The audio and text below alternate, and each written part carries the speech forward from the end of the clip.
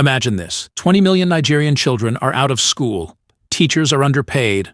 Classrooms are falling apart. Strikes shut down universities for months. And instead of fixing these problems, the Ministry of Education comes out and says, "Great news, everyone. We're adding Chinese to the curriculum." Yes, you heard that right.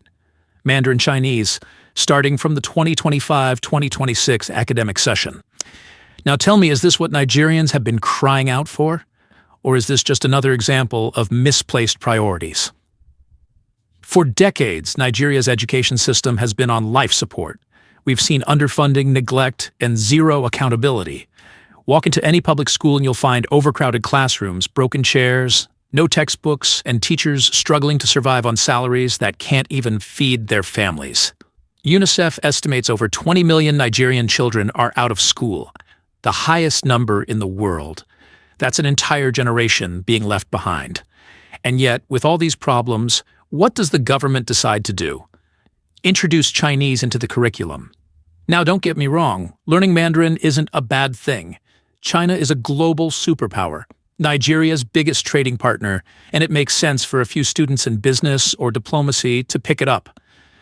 But here's the real question. How does this solve our crisis?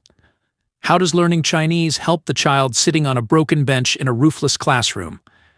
How does it help the teacher who hasn't been paid in months? How does it help the millions of kids who aren't even in school to begin with? This doesn't sound like reform.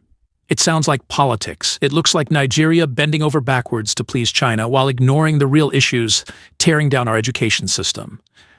Let's be honest, this is soft power. China is expanding its influence globally through language and culture. They fund Confucius Institutes, open Chinese corners in schools, and now they're right inside Nigeria's curriculum. And Nigeria, instead of fixing its foundation, it's playing along. Meanwhile, students can't pass WAEC, literacy levels are dropping, and digital education is almost non-existent in most rural areas.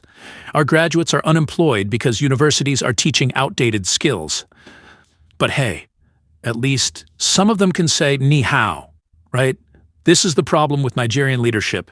Instead of addressing the root, they paint the leaves. Instead of building strong classrooms, they build flashy headlines. Instead of funding teachers, they chase foreign applause. The sad reality is, the children who would actually benefit from this new Chinese program are probably not the millions in public schools. It's the elites, the private schools, the well-connected, while the rest of the country continues to rot in educational poverty. At the end of the day, Nigerians don't just need Mandarin in their curriculum. They need working schools. They need motivated teachers. They need classrooms that prepare them for the future, not policies that make headlines but solve nothing. So yes, let's clap for the Ministry of Education for introducing Chinese. But until they fix the 20 million children out of school, until they rebuild our broken classrooms, and until they pay teachers what they deserve, this isn't reform. It's window dressing. And Nigerians deserve more than that.